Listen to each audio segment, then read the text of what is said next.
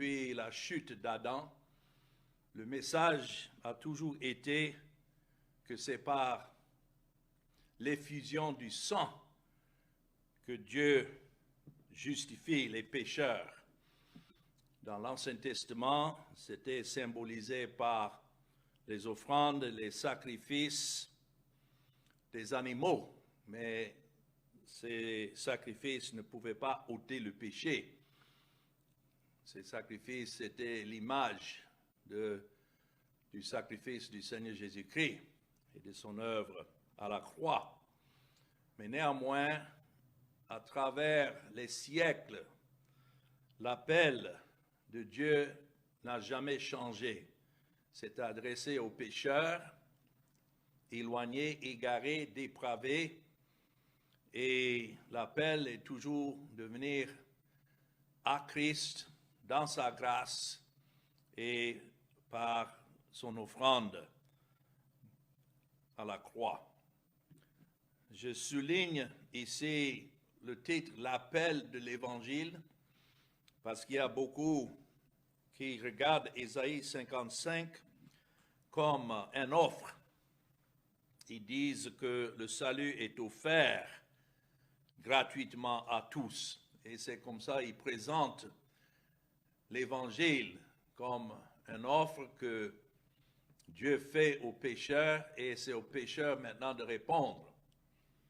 Mais je souligne que ce que nous avons ici dans Ésaïe 55 n'est pas une simple invitation aux pécheurs de venir à Christ, mais plutôt un appel efficace de Dieu. Et notons dès le premier verset que, bien sûr, c'est un appel aux pécheurs dans leurs besoins spirituels, mais ce n'est pas à tous. C'est écrit ici dans les versets 1 et 2, « Vous tous qui avez soif, venez aux eaux. Même celui qui n'a pas d'argent, venez acheter et manger, venez acheter du vin et du lait sans argent, sans rien payer. Pourquoi pesez-vous de l'argent pour ce qui ne nourrit pas? Pourquoi travaillez-vous pour ce qui ne rassasie pas? Écoutez-moi donc. » Ouais, ce n'est pas une simple invitation. Le mot « écoutez-moi », c'est un commandement, c'est un appel. Écoutez-moi donc et vous mangerez ce qui est bon, et votre âme se délectera de mets succulents. Donc, dès le départ ici, ce n'est pas adressé à tous parce que ce n'est pas tous qui ont soif. Qui sont ceux qui ont soif? Si quelqu'un a soif, c'est un signe de vie. C'est quelqu'un qui est vivant, quelqu'un qui a faim, qui est affamé. C'est parce qu'il y a la vie déjà en lui. Donc, c'est à ceux-là que Ésaïe adresse cet appel. Et c'est bon pour nous de considérer lorsque nous prêchons cet évangile. Oui, nous lançons l'appel et beaucoup entendent, mais ça n'a jamais été le plan de Dieu de sauver tous les êtres humains. L'évangile est un appel de grâce et c'est adressé à ceux que Dieu lui-même, à qui il a déjà donné des oreilles pour entendre, des yeux pour voir. Voilà ceux-là qui vont entendre et écouter cet appel.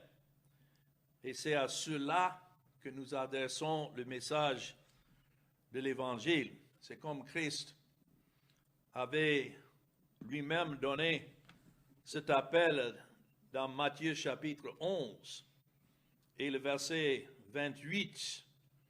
Beaucoup regardent cet appel aussi comme une invitation ouverte à tous. Mais si vous regardez bien la nature de l'appel, vous verrez que ce n'est pas adressé à tous. Il dit, « Venez à moi, vous tous qui êtes fatigués et chargés. » et je vous donnerai du repos. Il y a beaucoup de gens qui ne sont pas encore fatigués de leurs péchés, ni de leurs efforts pour essayer de gagner ou bien maintenir ce qui pour eux semble être le salut. Ils continuent à poursuivre leur course.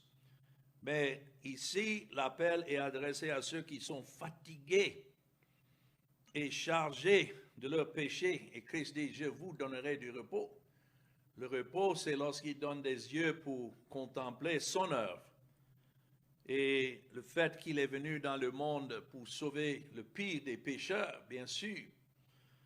Mais beaucoup ne sont pas encore convaincus. Et je dois dire que vous n'allez pas les convaincre non plus. C'est seulement Dieu, par son esprit, qui convainc le pécheur de ses péchés et qui sent le fardeau. Et c'est pourquoi Christ dit dans le verset 29, « Prenez mon joug sur vous et recevez mes instructions. » De prendre le joug sur eux, c'est comme on devient maintenant son serviteur. Et nous recevons ses instructions, parce que ces instructions, il dit ici, « Je suis doux et humble de cœur. » Ça, c'est sa grâce. Voilà ce qu'il nous faut, cette grâce qui n'est pas simplement offerte aux pécheurs, mais cette grâce qui est révélée aux pécheurs que Dieu a choisis. Et ils se réjouissent dans cette grâce. Il dit, vous trouverez du repos pour vos âmes, car mon joug est doux et mon fardeau léger. Et effectivement, c'est ce que nous voyons ici. L'appel, c'est pour tous ceux qui ont soif de venir à l'eau. Quelle est cette eau, si ce n'est le Seigneur Jésus-Christ, l'eau vivante? Mais ce n'est pas une invitation à tous. Ça, c'est pour ceux qui ont soif. Et seuls ceux qui ont soif viendront. Seuls ceux qui ont soif couriront à Christ, qui est l'eau vive. Pourquoi? Parce que c'est Dieu qui est en train de les attirer.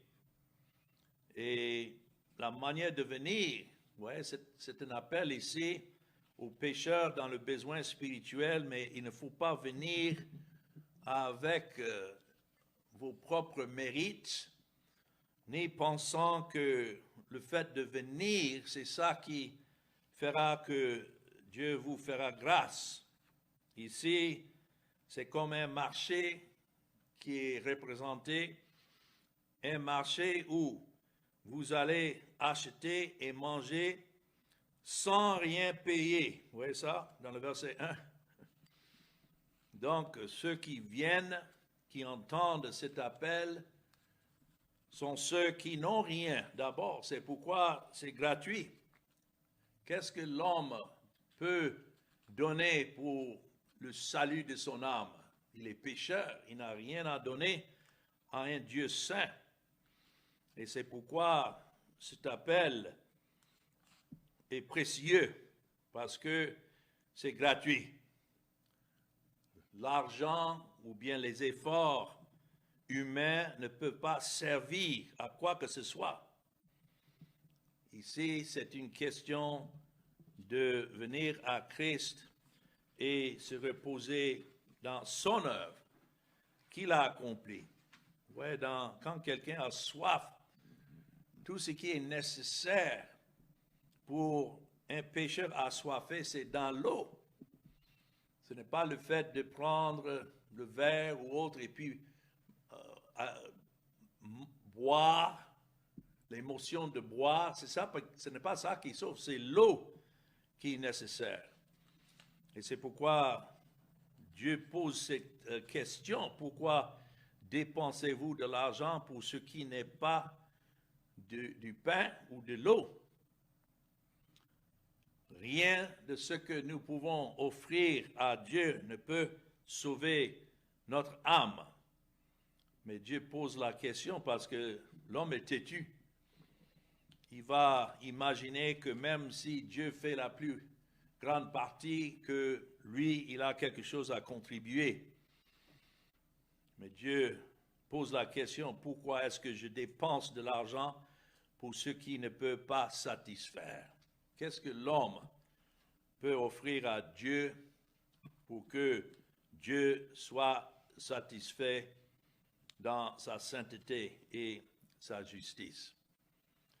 Alors c'est avec urgence que nous voyons ce message donné à Ésaïe dans le verset 2. Écoutez-moi donc. C'est une manière de dire écoutez attentivement. Mangez ce qui est bon et que l'âme se réjouisse dans cette abondance qui est en Christ. Donc cet appel est clair. Et pour ceux qui ont reçu des yeux pour voir, tout ce qui est nécessaire pour le salut est révélé ici. Ça commence d'abord par l'entendement, vous voyez ça? Quelqu'un qui est encore sourd et que l'Esprit de Dieu n'a pas encore ouvert ses oreilles spirituelles ne va pas entendre. Oh, bien sûr, il a des oreilles physiques, mais ici il s'agit d'un entendement spirituel. Donc, ça commence par là. Premièrement, nous devons écouter attentivement cette satisfaction que Dieu promet échappe toujours à ceux qui ne sont pas encore touchés dans leur cœur par le péché. Ils poursuivent leur vie et leurs efforts et donc ne sont pas attentifs.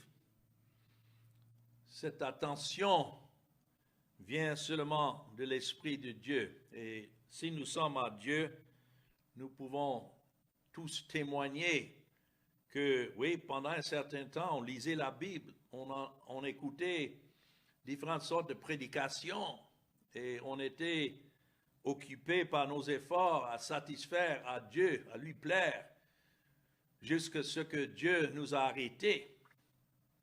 Et c'est ainsi que nous avons entendu pour la première fois cet appel et nous avons reconnu que non, le salut ne dépend pas de nos efforts en quoi que ce soit, mais seulement de l'œuvre de Christ. Et puis deuxièmement, donc il y a l'entendement, nous devons écouter. Deuxièmement, nous devons manger. C'est écrit ici, ce qui est bon. Quand vous voyez ce mot bon, il n'y a qu'un seul qui est bon, si ce n'est Dieu lui-même et sa bonté révélée dans son Fils, le Seigneur Jésus-Christ. Donc, c'est ainsi que Dieu nous dit de manger ce qui est bon. Cela demande un certain discernement. Et c'est l'Esprit seul qui donne ce discernement. Manger ce qui est bon, c'est de manger Christ, le pain de vie, et tout ce qui est nécessaire pour le salut se trouve en lui. Et c'est ainsi l'âme peut se réjouir. Et puis troisièmement, nous voyons l'effet lorsque Dieu donne l'entendement et il donne le goût de vouloir manger de Christ seul. Troisièmement, nous voyons que l'âme se réjouit en abondance. Ouais, c'est écrit, et votre âme se délectera de mets succulents. Ça, c'est l'œuvre de la grâce de Dieu, c'est dans l'âme. Ça n'est pas simplement pour s'informer des doctrines et de remplir la tête de certaines vérités au sujet de l'Évangile, mais c'est la présence de Christ révélée dans le cœur. L'âme et le cœur sont synonymes. Et là où il y avait les ténèbres au départ, maintenant, la révélation de Christ est pour l'âme un sujet de réjouissance. Il y a parfois, nous écoutons la parole, même l'Évangile, mais on ne prête pas l'attention comme il faut. Et là encore, il faut l'Esprit de Dieu de renouveler en nous à chaque moment ce désir, ce goût de rien entendre si ce n'est Jésus-Christ et Jésus-Christ crucifié. Oh, de pouvoir s'asseoir à un grand repas spirituel chaque fois que la parole est ouverte et ne pas entendre autre message que Christ et Christ crucifié. Je ne peux qu'encourager ceux qui sont prédicateurs, comme Paul a déterminé ne pas avoir autre message. Ça, c'est dans 1 Corinthiens 2, que Jésus-Christ est lui crucifié. Ça, c'est notre repas. Mais il y a beaucoup, puisque ce n'est pas leur désir, ils sont laissés à eux-mêmes, ce n'est pas ce qu'ils veulent entendre. D'ailleurs, même, c'est un message qui les fait fâcher à travers les années.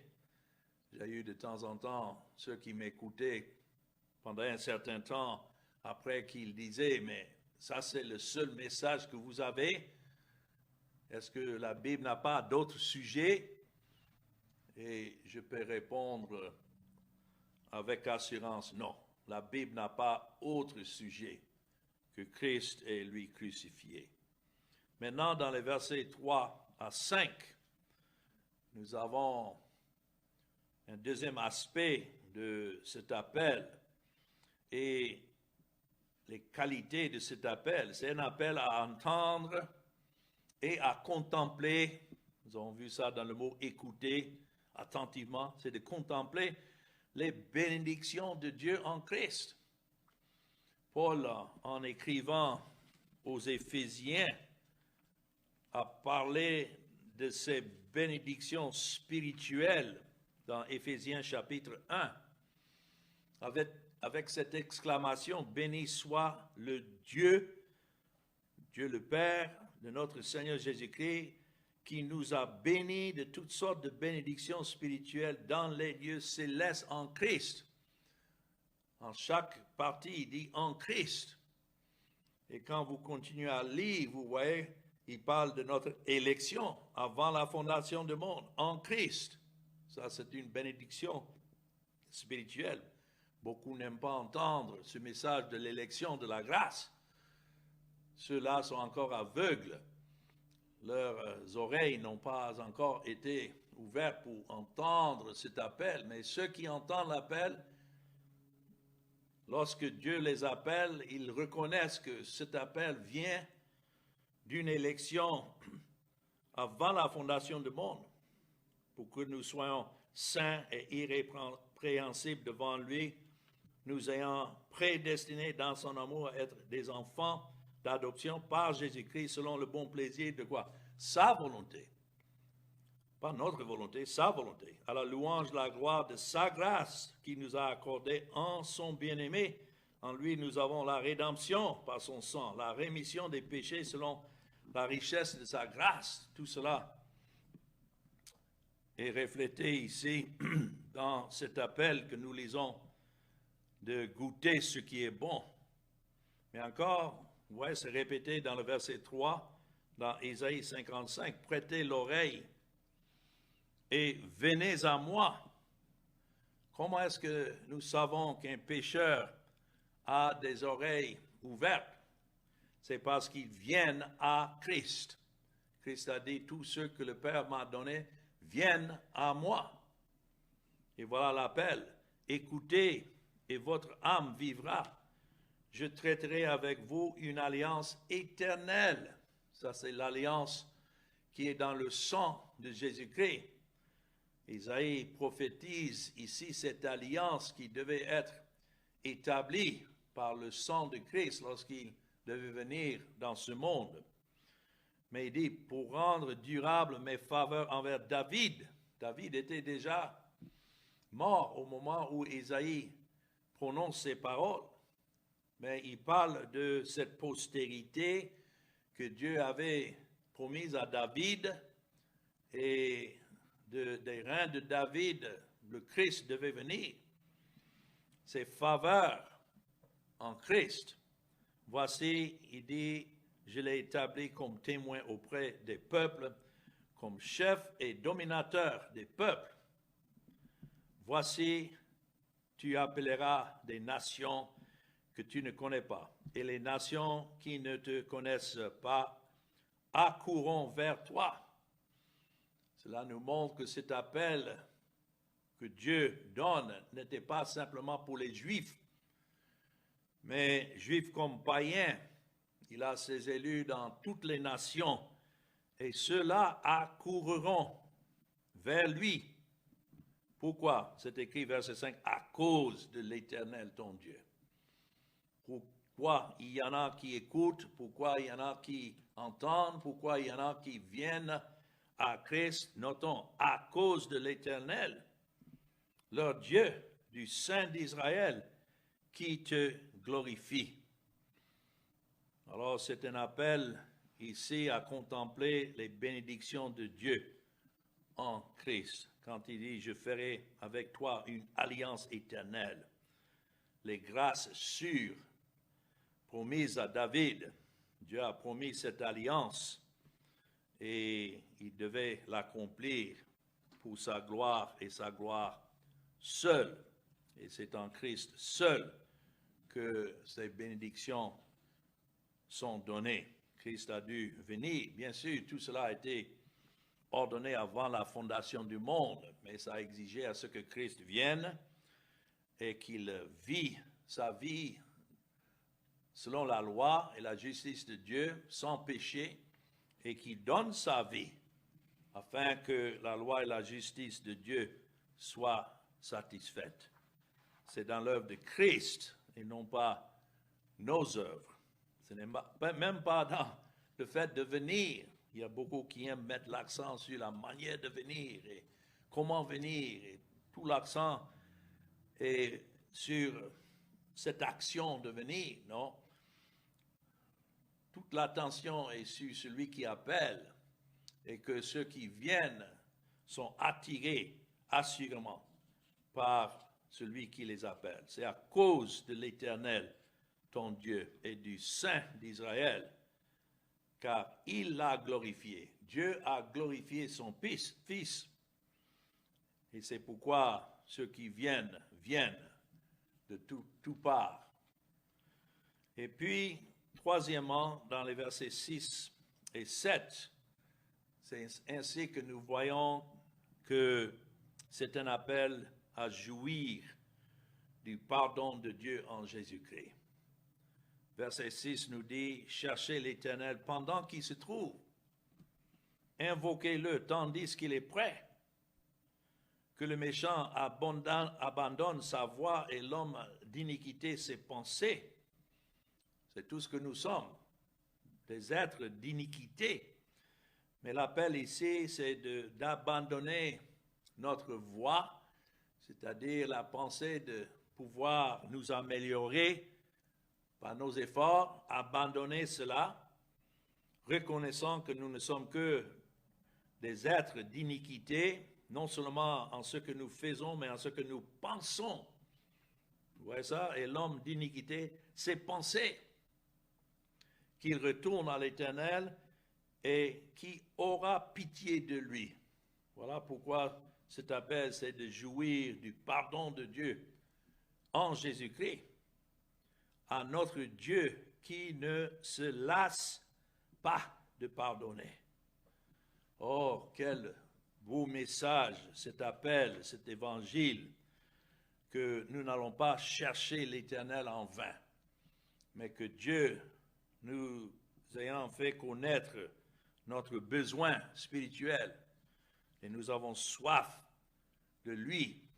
C'est lui qui nous attire et qui fait à ce que nous abandonnions notre voie de perdition et que nous tournions vers lui. Comme Ésaïe a souligné ce point important lorsqu'il écrit que l'homme n'est rien qu'injuste en tout ce qu'il est, non seulement tout ce qu'il fait, mais en tout ce qu'il est, jusqu'à ses pensées. C'est de ça que l'apôtre Paul lui-même a dit qu'il n'y a point de juste, non pas un seul, mais c'est la grâce qui nous attire bien sûr vers un Dieu saint, mais un Dieu qui dans sa sainteté a été satisfait par l'œuvre de Christ, et c'est pourquoi alors il aura pitié. Vous voyez comment c'est écrit avec insistance dans le verset 7. Ça ne dit pas qu'il peut-être aura pitié, non, il aura pitié de lui, à notre Dieu qui ne se lasse pas de pardonner. Pourquoi Dieu ne se lasse pas de pardonner? C'est parce que Christ a payé la dette. Et une fois payé, il ne peut pas d'abord juger son propre fils et puis en retour juger ceux pour qui Christ est mort. C'est pourquoi c'est la folie. Ceux qui prêchent que Christ est mort pour tous les êtres du monde et qu'il y a même ceux en l'enfer aujourd'hui pour qui Christ est mort. Cela, si c'était vrai, ferait de Dieu un Dieu injuste, ayant d'abord jugé son Fils et maintenant doublement punir ceux pour qui Christ est mort. Ça, ce n'est pas l'Évangile, c'est loin de l'Évangile. C'est la pensée de l'homme peut-être, mais ça, ce n'est pas le message de Dieu. Le message de Dieu, ici, c'est qu'il aura pitié de celui qui vient. Pourquoi? Parce que c'est Dieu qui l'attire. Quelle glorieuse promesse alors. Nous nous doutons parfois de nous-mêmes parce que nous sommes conscients de notre péché, mais nous ne devons pas douter de Dieu. Et lorsqu'il est la cause de notre conversion, que nous nous tournons vers lui, notons bien ces mots, il aura pitié, il ne faut pas douter. En fait, il pardonne abondamment, pas seulement un péché ici, un péché là, mais tous nos péchés, c'est Christ qui les a portés. Et donc, il n'y a aucune condamnation. C'est ainsi dans les versets 8 et 9, toujours concernant cet appel de Dieu. C'est un appel à considérer la gloire de Dieu en tout ce qu'il fait. Oh, combien nous voyons la gloire de Dieu manifestée. Dans le verset 8, il dit, « Mes pensées ne sont pas vos pensées, et vos voix ne sont pas mes voix, dit l'Éternel. Autant les cieux sont élevés au-dessus de la terre, autant mes voix sont élevées au-dessus de nos voix, et mes pensées au-dessus de vos pensées. » Vous voyez, ici nous voyons la différence que Dieu fait en ce qu'il œuvre et comment il œuvre parmi les hommes. Ce n'est pas comme nous imaginons. Qui peut imaginer un Dieu saint qui pardonne les péchés? Ce n'est pas qu'il simplement passe par-dessus les péchés, mais c'est pourquoi il a envoyé son Fils, le Seigneur Jésus-Christ, pour satisfaire à sa justice, pour qu'il soit juste tout en justifiant. Mais voilà, les pensées de Dieu et la manière qu'il a ordonné sauver des pécheurs dépassent tout ce que nous pouvons imaginer. Laissez à nous-mêmes, on allait toujours penser qu'on devait œuvrer et offrir nos meilleurs efforts, mais ce n'est pas de cette manière que Dieu agit. C'est toujours par sa grâce.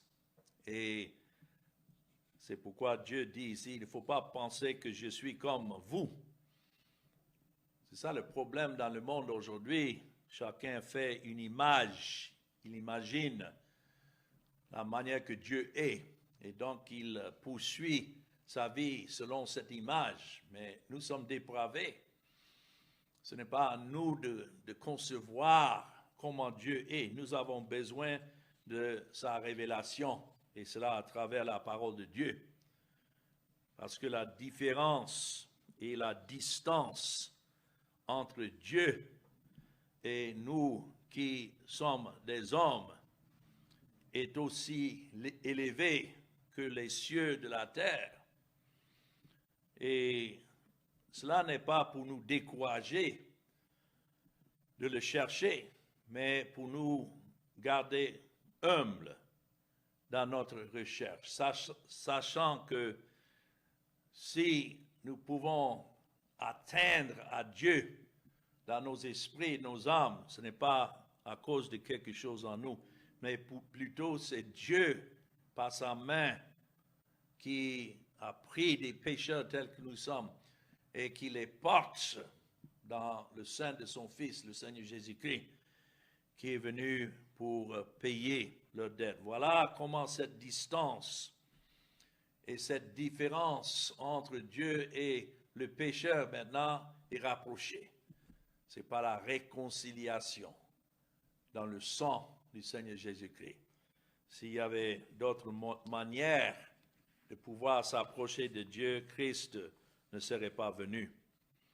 Et c'est ainsi dans les versets 10 et 11, alors, que nous voyons cette opération glorieuse de Dieu à travers sa parole. C'est écrit comme la pluie et la neige descendent des cieux et n'y retournent pas, sans avoir arrosé, fécondé la terre et fait germer les plantes, sans avoir donné de la sémence au semeur et du pain à celui qui mange. Ainsi en est-il de ma parole qui sort de ma bouche, elle ne retourne point à moi sans effet, sans avoir exécuté ma volonté et accompli mes desseins. Cela doit nous rassurer que lorsque Dieu nous donne cette parole et nous embrassons cette parole, que cette parole nous rassure que tout ce que Dieu a ordonné à travers cette parole, c'est lui qui l'accomplit. C'est une parole irrévocable. Et cela ne veut pas dire que chaque fois que Dieu envoie sa parole, c'est dans le but de sauver les pécheurs. L'exécution de sa volonté et l'accomplissement de ses desseins, comme c'est décrit dans le verset 11, représente aussi une parole de condamnation. Pour certains, c'est une parole de vie qui est destinée à ceux que Dieu a choisis, même avant la fondation du monde, et pour qui Christ est venu. Certainement, cette parole les atteindra là où ils sont. Et aucun ne peut rester où il est, ou si Dieu, effectivement, a ordonné à le faire rapprocher de lui. Mais il faut dire que l'Évangile est comme une épée à double tranchant. Et cette parole, même que ce soit pour certains un message de salut, pour d'autres, c'est un message de colère et de condamnation, parce que ce n'est pas pour tous. Mais que ce soit pour le salut des pécheurs, que ce soit pour la condamnation, l'endurcissement d'autres qui entendent, mais leurs cœurs sont endurcis. En toute chose, sa parole accomplit ce qu'il veut. Voilà ce qui est clé là. Ce n'est pas ce que nous voulons, mais ce qu'il veut. La parole de Dieu a pour but d'accomplir ce que Dieu avait ordonné. Et donc sa parole n'est pas vide, ni dépourvue de puissance. Si d'autres entendent ces paroles, mais ils restent endurcis, c'est que Dieu a ordonné à ce que cette parole les endurcisse. Mais pour d'autres, s'ils entendent, toute la gloire revient à Dieu. Comme il a dit là, dans l'exemple de la pluie et de la neige qui descendent des cieux et n'y retournent pas sans avoir arrosé et fécondé la terre et fait germer quoi? Les plantes. Il y a des épines que même si la pluie tombe sur ces épines, que ça ne change pas la nature des épines, mais pour les plantes, ça représente une sémence sémée, sans avoir donné de la sémence au semeur et du pain à celui qui mange. Un semeur n'est pas sous la délusion d'imaginer que lorsqu'il lance la sémence que ça va produire toujours un produit parmi les ivraies. Non, les ivraies sont les ivraies et la plante, c'est une plante. On ne peut pas prendre une ivraie et faire de cette ivraie maintenant une plante qui produit du pain. Non, les deux sont séparés.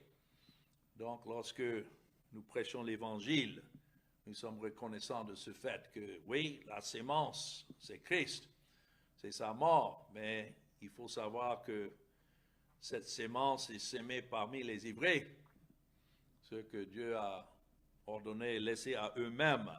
Ça ne va pas changer l'ivraie, pas plus qu'on peut faire d'un bouc une brebis. Non? Il y a des brebis, il y a des boucs, il y a les élus, il y a ceux qui ne sont pas élus. Mais l'effet de cet appel et de l'évangile de Christ est pour les élus. C'est pour les brebis. Christ a dit que les brebis entendent ma voix. Et pour le reste, même si la pluie tombe là-dessus, sur les épines, les ivraies, il reste toujours le même.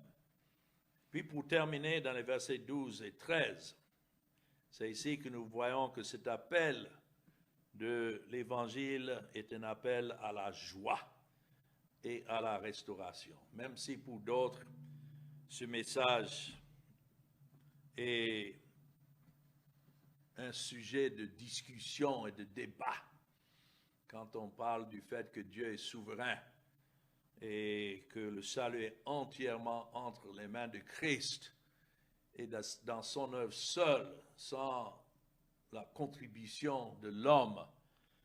Beaucoup se fâchent, mais pour ceux à qui cet appel est adressé, à qui Dieu a donné cette soif, que nous voyons dans cet appel la joie et la restauration. Verset 12 nous dit, oui, vous sortirez avec joie et vous serez conduits en paix. Pourquoi? Parce que c'est Christ qui a établi cette paix par son œuvre à la croix. Les montagnes et les collines éclateront d'allégresse devant vous, et tous les arbres de la campagne battiront des mains. C'est comme si la nature même, la création applaudit. Je peux dire que toute cette création a crié de joie lorsque son Créateur est venu en chair. Celui qui a créé le monde et l'univers est venu et habité parmi sa création dans un seul but, de sauver les pécheurs qui ne méritaient pas le salut, mais c'est pour eux qu'il est venu, ceux que le Père lui a donnés.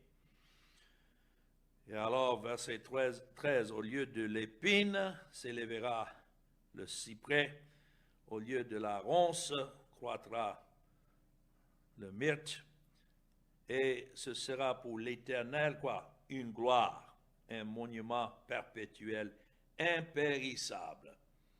La vie que Christ donne est une vie éternelle. Donc vous voyez ça, vous sortirez avec joie et vous serez conduits avec paix. Je dois dire que ça c'est la manière que chaque fois que je finis de lire cette parole et de prêcher cet évangile, voilà ce qui retentit dans mon cœur lorsque le peuple de Dieu est tourné vers Christ par la grâce de Dieu et par l'écoute de sa parole. C'est ainsi que nous voyons les faits, c'est la joie et la paix. Ça, ce n'est pas quelque chose que l'homme fabrique, mais c'est produit par l'Esprit de Dieu. La joie est si grande que même les montagnes, les collines et les arbres des champs s'y joignent. Si on pouvait écouter les montagnes et les collines de cette manière. Quand c'est écrit au lieu de l'épine poussera le cyprès, cela ne veut pas dire que l'épine devient maintenant le cyprès, non. Mais le cyprès planté parmi les épines, c'est-à-dire les épines représentent la condamnation. Mais néanmoins, nous voyons la puissance et la gloire de Dieu, que lorsque, peut-être pour un temps, il ne semblait pas avoir un résultat, il n'y avait que la stérilité, et c'est ce que les épines nous rappellent, la malédiction, mais de cela, Dieu, dans sa grâce, produit une forêt d'arbres beaux et utile. L'image est claire dans son œuvre glorieuse. C'est une œuvre de restauration. Prendre des pécheurs qui étaient sous la condamnation, mais maintenant par sa grâce et à cause de l'œuvre de Christ, Dieu produit quelque chose de beauté et de fruits.